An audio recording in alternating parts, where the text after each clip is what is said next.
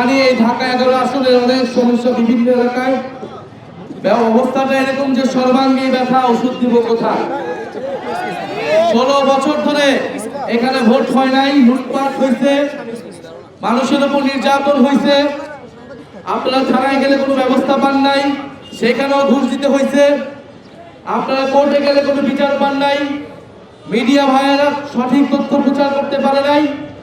এর পুরা বাংলাদেশের যেই চিত্র গত 16 বছর ধরে আমাদের গণতন্ত্র ধ্বংস হয়েছে, আমাদের অর্থনীতি ধ্বংস হয়েছে, বাংলাদেশের হাজার হাজার কোটি টাকা বিদেশে লোপাট হয়েছে, পাচার হয়েছে। এই ঢাকা 11 আসন এর থেকে বাইরে যাইতে পারে নাই।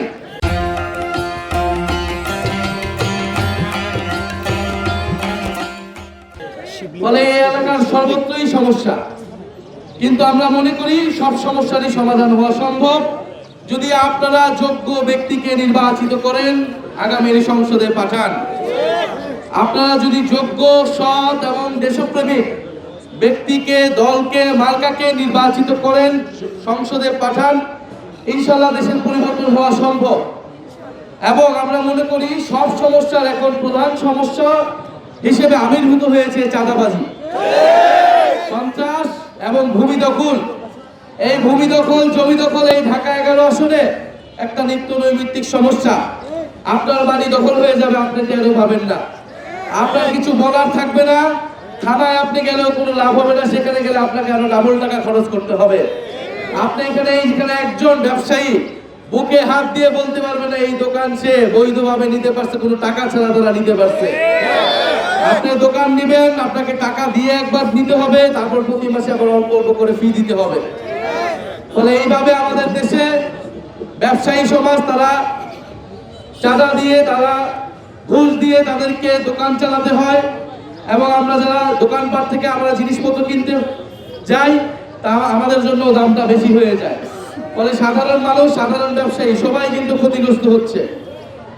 আমরা 5ই আগস্টে গণ অভ্যুত্থানে আমরা অংশ নিয়েছিলাম, আমরা এখানে সবাই অংশ নিয়েছিলাম।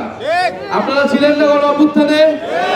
এই যে এখানে খিলগাঁও, বাসাবো, এখানে যে ওয়াক্তা রোডের এখানে আবুল হোটেলের সামনে যে আন্দোলন হয়েছে, এখানে মার্কেটের ভাইয়েরা অংশ নিয়েছিলেন। সবাই এই মার্কেট থেকে লাঠি লোঠা নিয়ে আপনারা যে অবস্থান নিয়েছিলেন, আপনারা ফ্যাসিস্টদেরকে বিতাড়িত করেছিলেন, তাদের বিরুদ্ধে প্রতিরোধ করেছিলেন। আমরা গণ অভ্যুত্থান করেছিলাম একটা বৈষম্য বিরোধী বাংলাদেশ প্রতিষ্ঠার জন্য। আমরা গণ অভ্যুত্থান করেছিলাম দুর্নীতিমুক্ত, সন্ত্রাসমুক্ত বাংলাদেশ প্রতিষ্ঠার জন্য।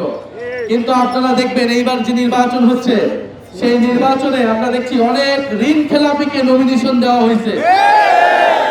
এই যে ঋণ খেলাপি, যারা ঋণ নিছে ব্যাংক থেকে, এই ঋণের টাকা পরিশোধ করে নাই, বাংলাদেশের আইন অনুযায়ী তারা নমিনেশন পায় না কোনো দল থেকে। কিন্তু নির্বাচন কমিশনের উপর চাপ প্রয়োগ করে তারা সেই নমিনেশন নিছে। জনগণের টাকা এগুলা, রাষ্ট্রের টাকা, এই টাকা পরিশোধ না করে তারা জনগণের প্রতিনিধিত্ব করতে চায়। এবং আপনারা দেখবেন দ্বৈত নাগরিকত্ব আছে, যাদের বিদেশি নাগরিকত্ব আছে, আরেক দেশে আরেক পা দিয়ে এসে তারা দেশের এমপি হইতে চাইতেছে, দেশের জনগণকে প্রতিনিধিত্ব করতে। ফলে আপনাদের প্রতি আহ্বান থাকবে, অনুরোধ থাকবে, আপনারা সচেতন ভাবে বিচার বুদ্ধি দিয়ে আপনারা ভোট প্রদান করবেন। আমরা বলতেছি না আপনারা আমাকে ভোট দেন, আমার থেকেও যদি যোগ্য মানুষ থাকে এই ঢাকা 11 আসনে, যাকে ভোট দিলে এই ঢাকা 11 মানুষের উন্নয়ন হবে, তাকে আপনারা ভোট দেন, কিন্তু যোগ্য মানুষ দেখে ভোট দেন। আপনারা ভূমিদস্যু, সন্ত্রাস, চাঁদাবাজ, নতুন কোন চাঁদাবাজ, নতুন কোন জালেম, নতুন কোন স্বৈরাচারকে আপনারা ক্ষমতায় বসাবেন না। আমরা মনে করি যে বাংলাদেশে জুলাই গণ অভ্যুত্থানের পরে চাঁদাবাজকে অবশ্যই বাংলাদেশ থেকে আমাদেরকে প্রতিহত করতে হবে, নির্মূল করতে হবে, দুর্নীতিকে দূর করতে হবে, সুশাসন নিশ্চিত করতে হবে। এবং এটা সম্ভব। এবং এইবার নির্বাচনের সাথে কি হচ্ছে, গণভোট হচ্ছে। গণভোট এবং নির্বাচন একসাথে, মানে এই নির্বাচন কেবল সরকার গঠনের নির্বাচন না, এটা হচ্ছে বাংলাদেশ কিভাবে পরিচালিত হবে, আগামীর বাংলাদেশ বিনির্মাণের নির্বাচন। ফলে আপনারা অবশ্যই গণভোটে কি ভোট দিবেন? গণভোটে আমরা সবাই হা ভোট দিব। হা ভোট দেওয়ার মাধ্যমে আমরা সংস্কার বাস্তবায়ন করব, সংবিধান পরিবর্তন হবে।